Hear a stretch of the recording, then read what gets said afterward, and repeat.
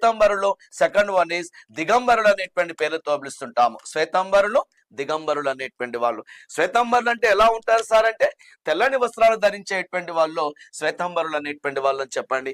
ఆ ధవల వస్త్రధారులో ఆ శ్వేతంబర వర్గాలకు నాయకత్వం వహించింది ఎవరు సార్ అంటే స్థూలభద్రుడు అనేటువంటి వాడు నాయకత్వం వహిస్తే, దిగంబరులు అనేటువంటి వాళ్ళు అసలు వస్త్రాలే ధరించినటువంటి వాళ్ళు. ఎంత త్యాగం చేశారు, ఎంత జయించినటువంటి వాళ్ళు, ఎంత కోరికలను అదుపులో పెట్టుకున్నటువంటి వాళ్ళు అయితే ఈ పరిస్థితి చేస్తారు. ఒకసారి మై డియర్ స్టూడెంట్స్ గుర్తుంచుకోండి.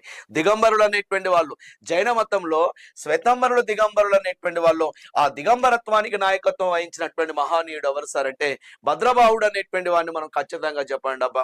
ఈ భద్రబాహుడు అనేటువంటి వారు రచించినటువంటి ప్రముఖమైనటువంటి జైన మత గ్రంథం ఏంటంటే కల్పసూత్రములు అనేటువంటి పేరుతో పిలుస్తారు. కల్పసూత్రములు.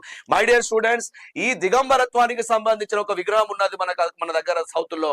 అదే శ్రీ గోమాటేశ్వర స్టాచ్యూ.